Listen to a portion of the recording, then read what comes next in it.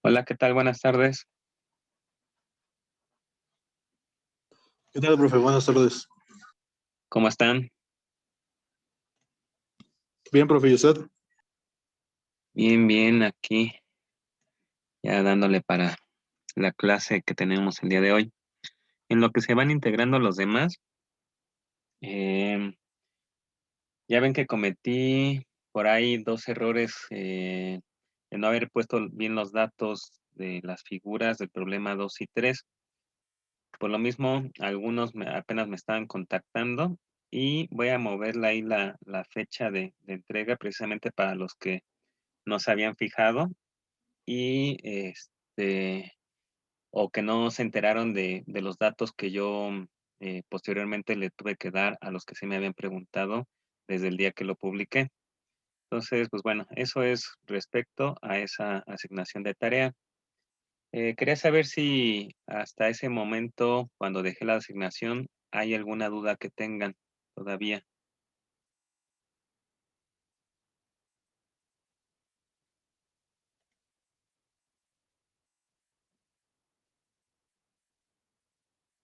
Ok,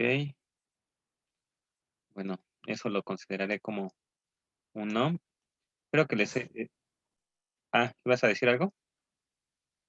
Sí, profe, es que no escuché la pregunta, me acabo de meter.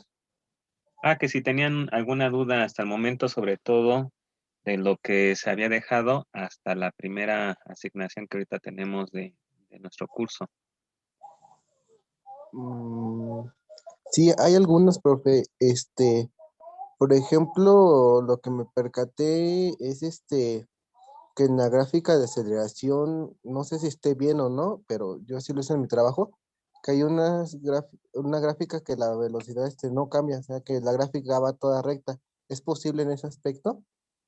Sí, porque podemos tener movimiento rectilíneo uniforme, donde si la velocidad es constante, no tenemos aceleración, y en el movimiento rectilíneo uniformemente acelerado, la que va a permanecer constante es únicamente la aceleración y la que va a sufrir variación, ya sea para disminuir o para aumentar, es la velocidad. Entonces, nosotros lo que tenemos que hacer es primero identificar cómo es que se comporta con respecto a la gráfica de nuestra posición con contratiempo y dependiendo si tiene pendiente, bueno, si es línea recta o no es línea recta. Si es línea recta, hay que ver si tiene pendiente, si esta es positiva, si esta es negativa o se comporta como un pedazo de parábola. Es ahí donde nosotros, cuando decimos, ok, si tiene pendiente, es una línea recta, entonces se trata de un movimiento rectilíneo uniforme. Hasta ahí. Entonces nuestra velocidad es constante. Si se comporta como una parábola, entonces ya se trata de un movimiento rectilíneo uniformemente acelerado. Y en caso de que no tenga pendiente, es decir, que se mantenga de forma horizontal, quiere decir que el objeto se encuentra estático, es decir, no presenta algún tipo de movimiento.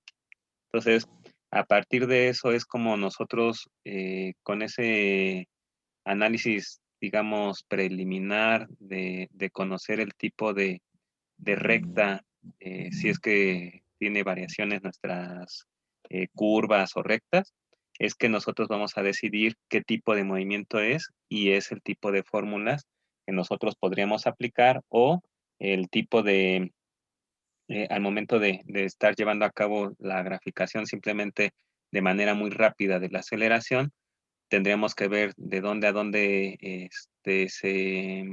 en qué tiempo se está tomando. Y, por ejemplo, en el caso de cuando es un MRU, en donde la velocidad es constante y la aceleración es cero, luego podemos graficar sin necesidad de realizar ningún tipo de cálculo. Esa ya por default sabemos aceleración es cero y únicamente nos fijamos el intervalo de tiempo en el cual se haya eh, determinado o se esté llevando a cabo el análisis, más bien, perdón, no determinado, sino se esté llevando a cabo el análisis.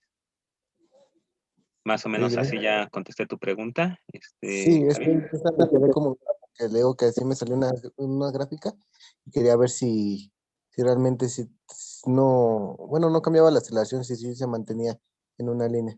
Nada más era eso. Gracias, profe. Sí, de nada. Pues muy bien, como les había dicho al principio del cuatrimestre, nosotros necesitamos un breve repaso de los tipos de movimiento. Todavía vamos a tener más tipos de movimiento. Está el de caída libre, tiro parabólico, cuando es movimientos circulares, cuando tenemos que la velocidad y la aceleración ahora ya tienen no diferentes o mismas direcciones, sino inclusive son perpendiculares y demás.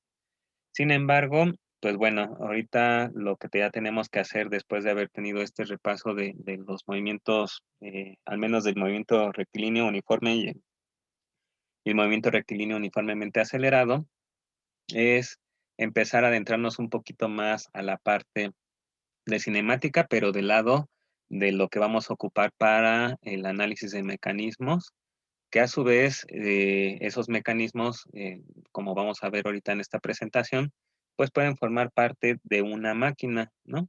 De ahí el nombre de nuestra asignatura. Entonces tenemos que ver que de la mecánica, nosotros podríamos tener clasificación eh, de la parte de estática o de la parte dinámica, es decir, cuando lo tenemos completamente sin movimiento o que sí presenta algún movimiento, nada más que cuando presenta movimiento, nosotros tenemos todavía otra clasificación entre la cinemática y la cinética. Entonces, en la cinemática, lo que nosotros nos vamos a ocupar es sí de tener datos o de hacer cálculos, por ejemplo, de la posición, de qué tipo de movimiento es, en dónde termina, etcétera, etcétera, ¿no? Sin meternos, por ejemplo, en cuestiones de decir, ah, bueno, pues quiero saber que la fuerza que lo provocó es de tanto, si el material es de tal masa, etcétera, etcétera. No, nada más es únicamente en cuestiones de velocidad, aceleración, posición, de manera muy general la cinemática. En cambio, la cinética, aparte de lo que puede estudiar la cinemática, ahí sí vamos a ver fuerzas, vamos a ver reacciones, ¿no? Entonces, ahorita lo que nosotros vamos a empezar a ver es la parte de la cinemática, pero ya aplicado precisamente a la parte del análisis de mecanismos. Entonces, ahí déjenme ponerla acá. Nosotros podríamos tener que de esas definiciones que acabamos de dar acerca de cinemática y de cinética, de manera general, nosotros vamos a tener que la cinemática, vamos a ver movimientos sin fuerzas, y en la cinética sí va a estar consideradas las fuerzas. Entonces, por eso tenemos esas dos imágenes que estamos mostrando en esta diapositiva, en la cual, por ejemplo, si nosotros únicamente nos estamos ocupando de una parte que sería el movimiento, no vamos a ver de cuál es la constante del resorte, únicamente de las dimensiones a lo mejor que tiene una leva o de qué tanto se desplaza el seguidor de la leva, sin estar viendo, ah, bueno, pues es de tal material nuestro resorte, nos está proporcionando una constante el resorte. No, es nada más el tipo de movimiento que nosotros podríamos tener. Sin embargo, nosotros en esta parte de la cinemática, hay algo extra que no nada más es lo del movimiento, sino que también por ahí vamos a tener que tener unas consideraciones previas de qué tipo de eslabones es de la que nosotros vamos a estar analizando. Y ya por el tipo de eslabones, eso lo vamos a ver para la siguiente clase. Vamos a ver que desde lo simple hasta cuánto se empieza a complicar, y eso nos puede estar marcando también diferentes grados de libertad, que es algo que también vamos a tener que estar considerando para el análisis cinemático. ¿Por qué es importante los grados de libertad? Porque finalmente esos grados de libertad nos van a definir cómo es que el objeto se puede estar moviendo. Es decir, si únicamente se puede estar desplazando, se puede estar rotando, todo eso en un solo plano, o inclusive puede tener ya movimiento rotatorio o de desplazamiento, pero ya espacial.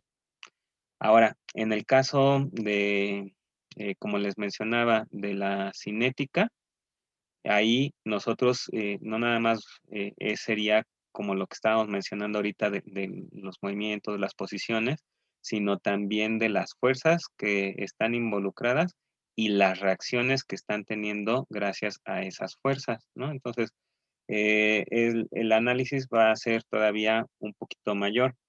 Más adelante vamos a ver que hay diferentes tipos de análisis. Pueden ser, este, por ejemplo, algo muy usual que es de lo que vamos a empezar a ver, que son los gráficos. Y vamos a ver cuáles podrían ser las ventajas, las desventajas, ventajas y desventajas, perdón. Y de ahí también tendríamos que ver también, por ejemplo, la parte de que existen métodos numéricos. Y esos métodos numéricos generalmente los vamos a encontrar ya más frecuente con el uso de algún tipo de software. Eh, recuerden que nosotros en la parte de sistemas mecánicos mencionábamos algunas cosas con el programa de SolidWorks y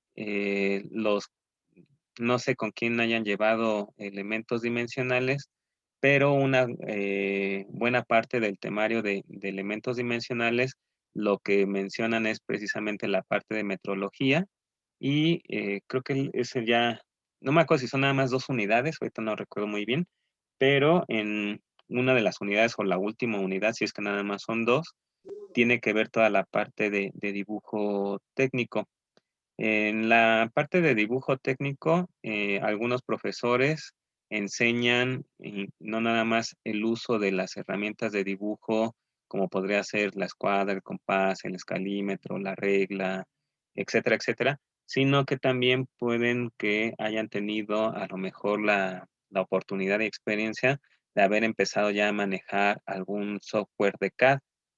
En el caso de esta asignatura, vamos a ver más adelante que ya ven que les pedí que hicieran equipos. Yo les voy a dejar por ahí algunas prácticas basándonos en algunos tutoriales en donde precisamente se va a llevar a cabo análisis cinemático.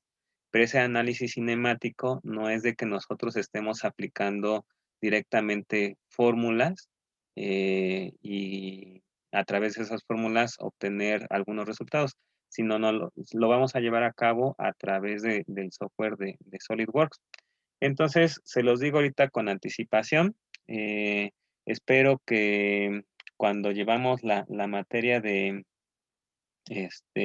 sistemas mecánicos, los que estuvieron conmigo, en algún momento yo hice uso del programa de Solid, o les mencioné lo del Solid, y hubo quienes sí lo empezaron a instalar en sus computadoras. Si todavía lo tienen, pues lo van a ocupar. Los que lo desinstalaron, les pediría que lo vuelvan a instalar para que se puedan llevar a cabo esas prácticas. Ahora, si no todos tienen la oportunidad de tener el programa, porque a lo mejor no tienen lo de la computadora, es por eso que también les pedía el que realizaran la formación de los equipos y ya de ahí se empiecen a apoyar porque para esas prácticas a lo mejor les voy a pedir algo teórico y posteriormente el que se lleven a cabo cierto tipo de análisis a través de las simulaciones con el programa de SolidWorks, ¿vale? Entonces, déjenme avanzarle aquí. Ah, ok, y bueno, ¿por qué es importante todo esto? Porque nos vamos a dar cuenta que mucho de lo que nos encontramos a nuestro alrededor sale gracias a los procesos de manufactura. Ahora, dentro de estos procesos de manufactura o de los productos que salen, piezas y demás, hay muchos sistemas mecánicos. Y entonces, dentro de los sistemas mecánicos, generalmente no va a bastar la parte cinemática, sino también la cinética, que sería lo que muchos nada más conocen como la parte de la dinámica. Entonces, bueno, nosotros ya vimos que ahorita la dinámica se divide en cinemática y cinética. Sin embargo, nos vamos a encontrar que sí se podrían estar diseñando mecanismos, se podrían estar diseñando máquinas. Sin embargo, para que realmente sean confiables, sean eficientes y demás, las máquinas y los mecanismos, es necesario llevar a cabo este tipo de análisis. Ahí sí es donde nosotros, si por ejemplo ya empezamos en la parte de cinética a considerar toda la parte de las fuerzas, por ejemplo, entra mucho en juego la segunda ley de Newton, en donde tenemos que la fuerza es igual a masa por aceleración. Habíamos visto nosotros en esta primera parte de nuestro cuatrimestre, en donde en el análisis de movimiento también podríamos hacer cálculo de las aceleraciones. Sin embargo, ya cuando tenemos relacionada una masa, pues bueno, ya podemos tener fuerzas, ¿no? Y ya de ahí nosotros vamos a tener que también existen situaciones en donde a lo mejor sí conocemos la fuerza o sabemos qué tanta fuerza podemos aplicar, sin embargo, a lo mejor tendríamos que hacer cálculo de algún tipo de aceleración. Entonces, más o menos así es como nosotros ahorita vamos a retomar algo de lo que ya habíamos visto desde sistemas mecánicos, en donde yo ya les había dado algunas definiciones de máquina y alguna definición de mecanismo. Creo que nada más les había dado solo una. Aquí vamos a ver al menos tres de cada una, en donde yo le voy a pedir, por ejemplo, ahorita a Francisco Javier Domínguez, ¿podrías hacernos favor de leer la definición número 1 de mecanismo?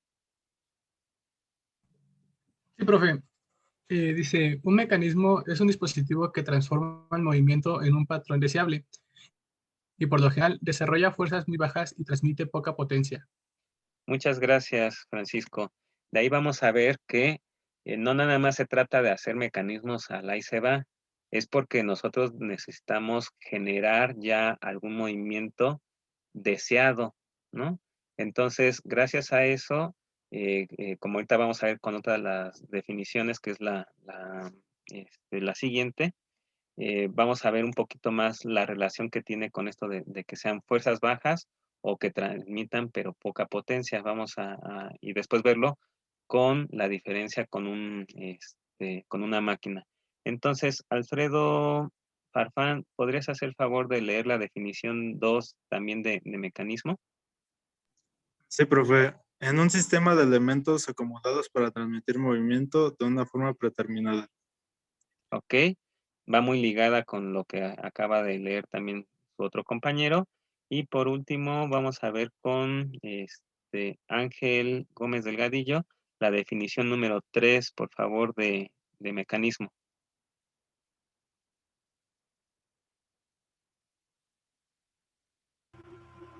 Elementos que permiten convertir una fuerza, velocidad, en otra fuerza y o velocidad diferente.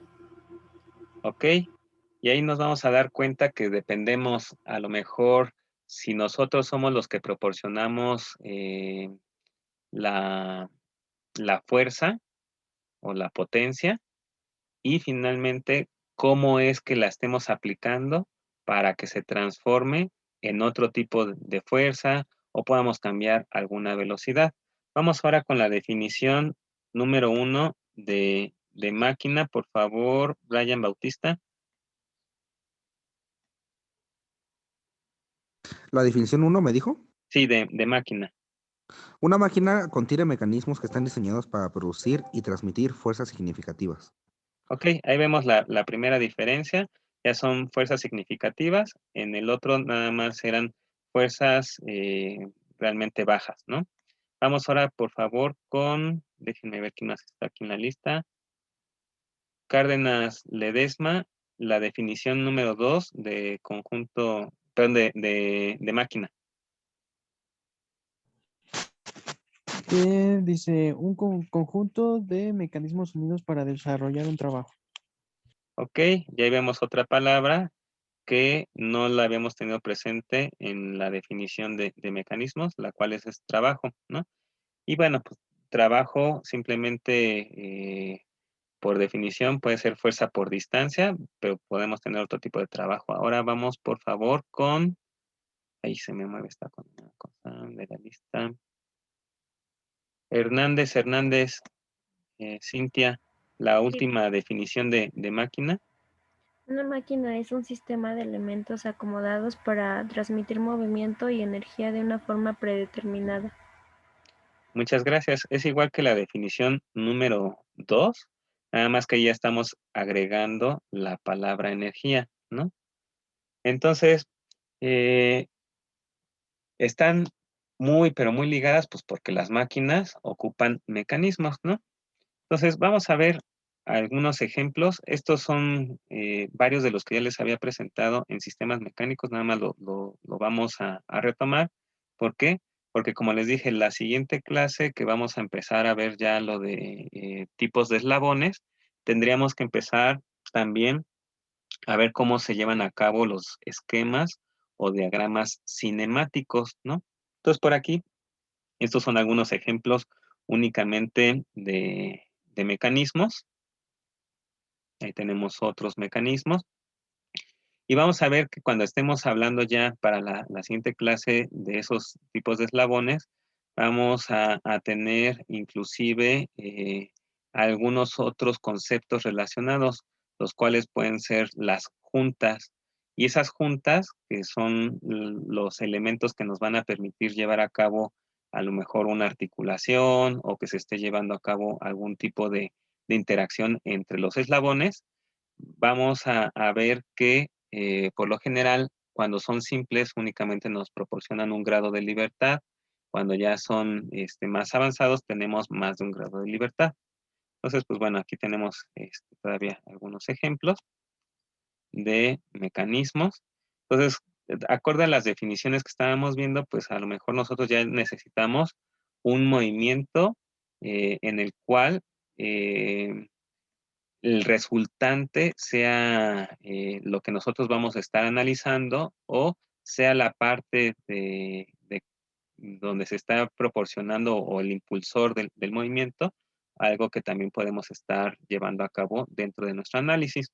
No lo vamos a llevar a cabo el análisis, por ejemplo, cinemático de todos y cada uno de los elementos, al menos cuando lo estemos haciendo o llevando a cabo, al menos en la parte gráfica, sino lo que nos va a importar es lo que le da el impulso generalmente o lo que nosotros vamos a tener como un resultado.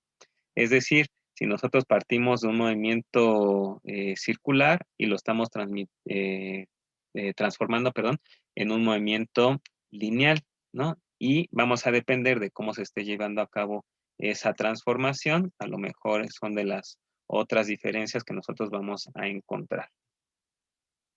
Aquí tenemos otros donde nada más es movimiento circular continuo, lo convertimos en un movimiento circular, pero en este caso discontinuo, ¿no?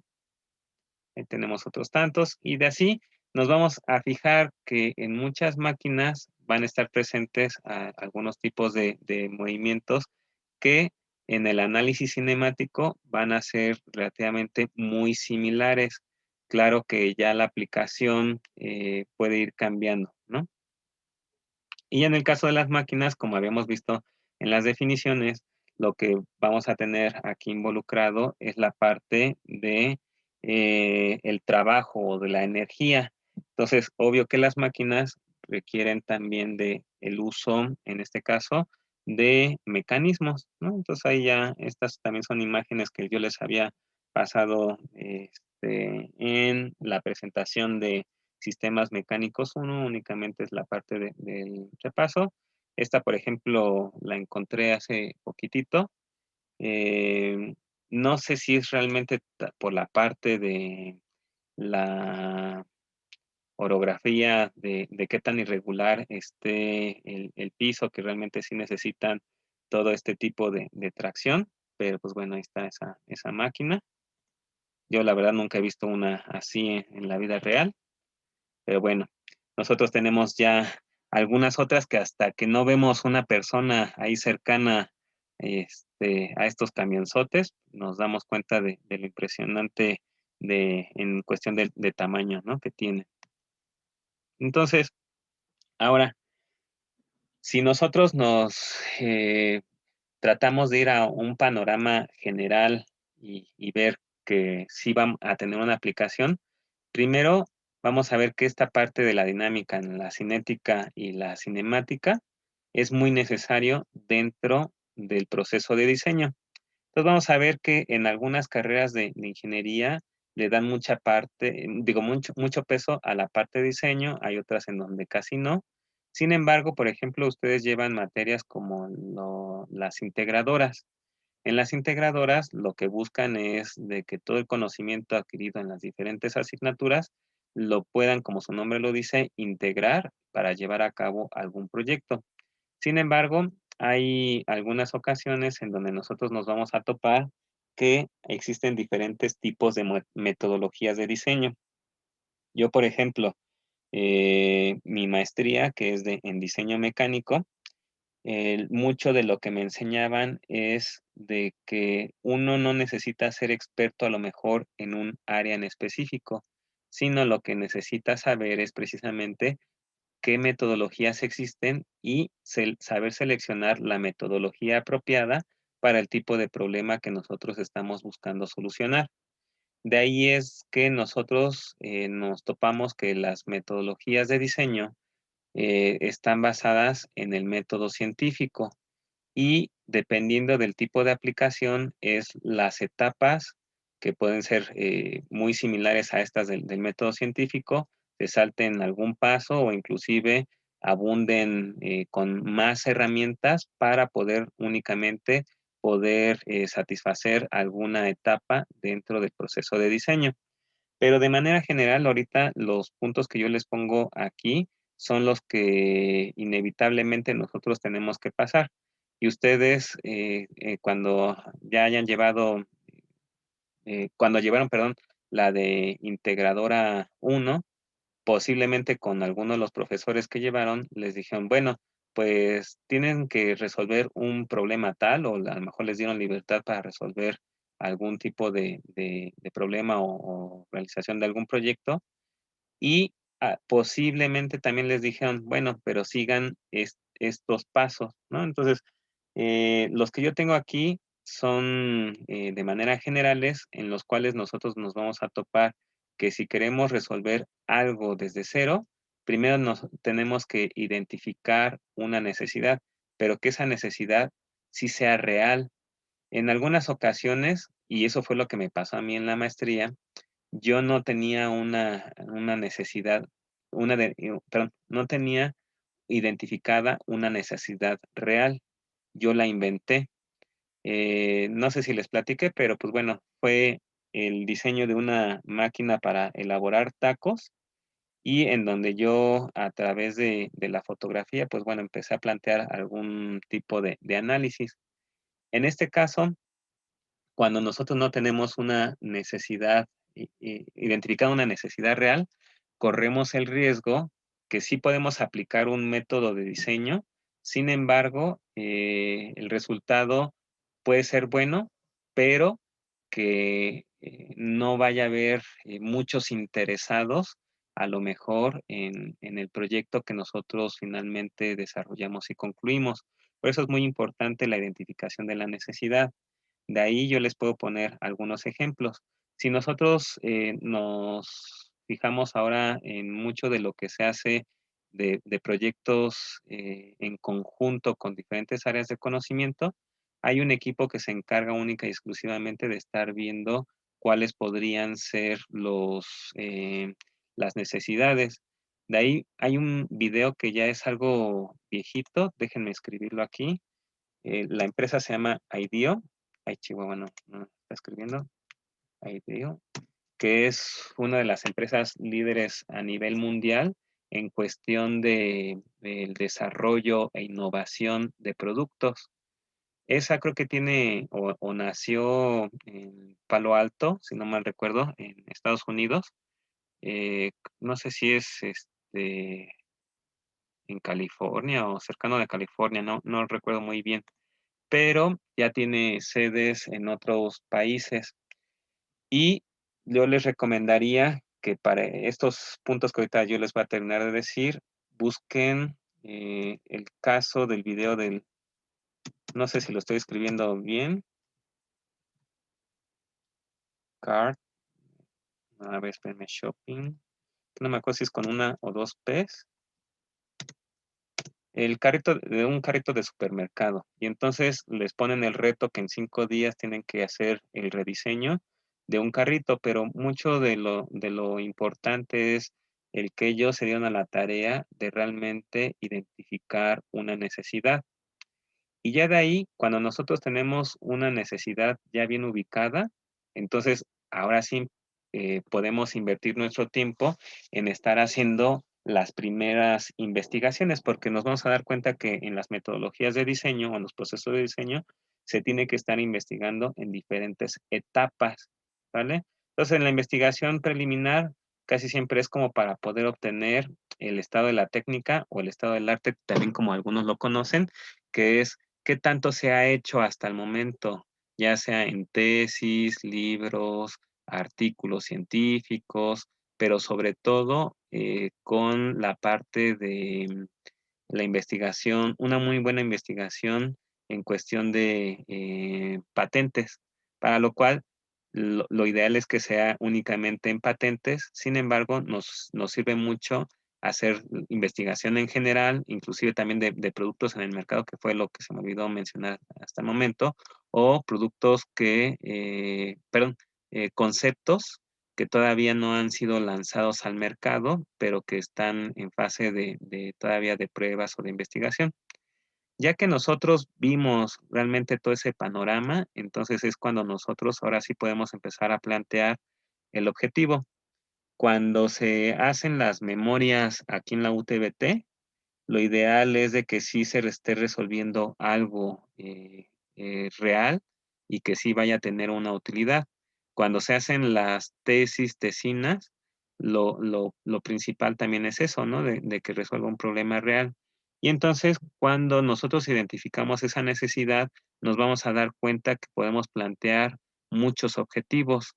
Por ejemplo, si nosotros tenemos la necesidad de transportarnos, los objetivos que podemos plantear para poder resolver el problema pueden ser muy diversos. Puede ser bueno, así hablemos de algo general, de un punto A a un punto B. El objetivo que nos podamos plantear es el diseñar todo una máquina que nos permita el desplazamiento, pero ahí ya le podemos ir cambiando. Una máquina que nos permita movernos en el agua o una que nos permita movernos en tierra, en el aire, un anfibio. Podemos empezar a hacer una serie de objetivos que podrían derivar en soluciones muy diferentes. Podríamos inclusive no hablar de diseño, sino implementar un programa para transporte público, ¿no? Entonces ya empleamos algo que existe, es decir, ya un diseño, y únicamente vamos a ponerlo la forma en la cual tiene que estar operando, ¿no? Podríamos inclusive empezar a hacer tantos objetivos y eso es lo que generalmente tarda mucho cuando nosotros empezamos a tratar de resolver casi cualquier problema. Y si muchos autores coinciden que más o menos si nosotros tenemos bien claro, bien fijado así el objetivo, es decir, tenemos un problema clarificado, por así decirlo, a través del objetivo, podemos tener casi un 50% resuelto de todo. ¿Por qué?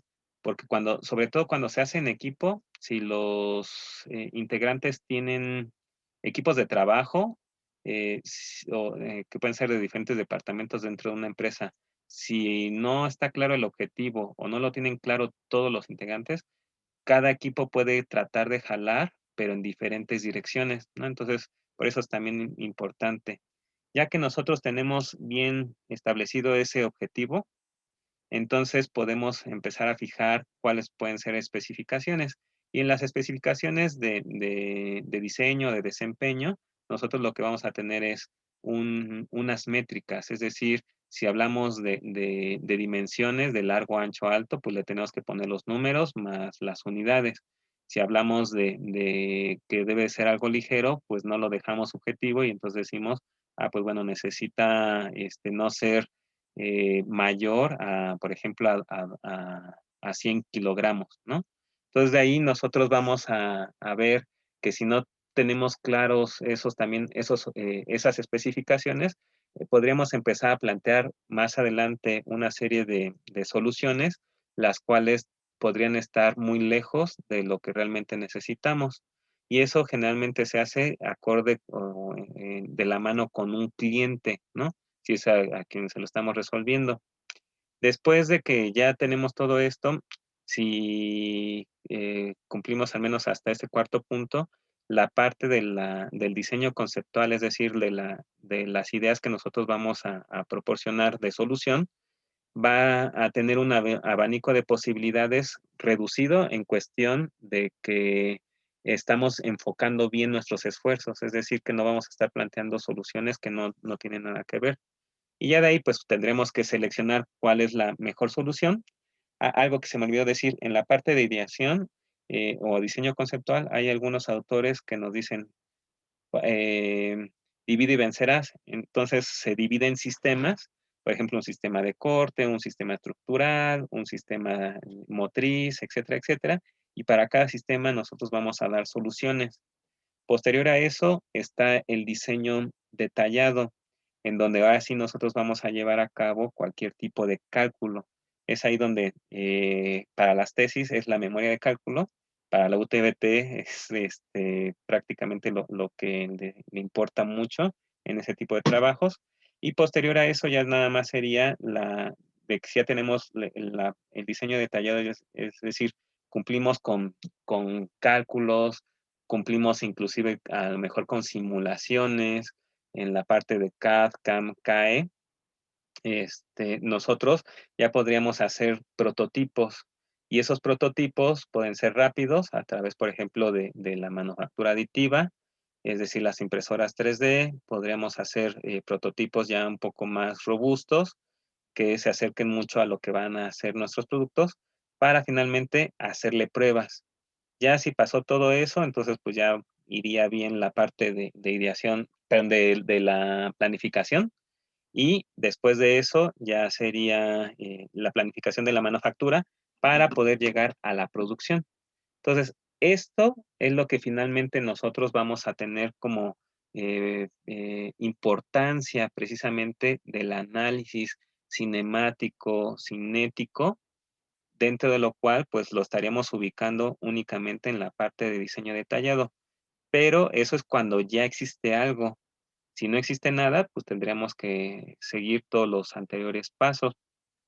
Si les interesa, yo participé inclusive para una publicación que se tuvo en la UNAM, que son casos de aplicación para una materia que se llama Ingeniería de Diseño.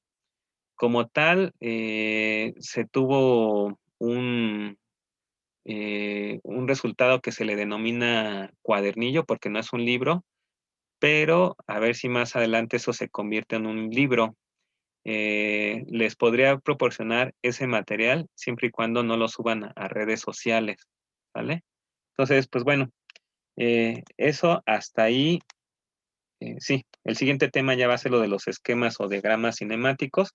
No sé si tengan alguna duda o comentario. ¿De qué había comentado que era el archivo, profe? Que posiblemente nos compartía. De una publicación que yo participé que se llama Casos de aplicación para la materia de Ingeniería de Diseño. Es que sí, más adelante les puedo platicar, pero sí sé bastante de metodologías de diseño, pues de ahí es mi maestría. Pues Entonces, si estaría les... bien, profe. Bueno, porque a mí sí me interesa toda esa parte del diseño. Ok, entonces se los comparto y lo subo a la nube y les pongo el link. ¿No habría Sí, por alguna favor, profe. asignación para el día de hoy? ¿Sale?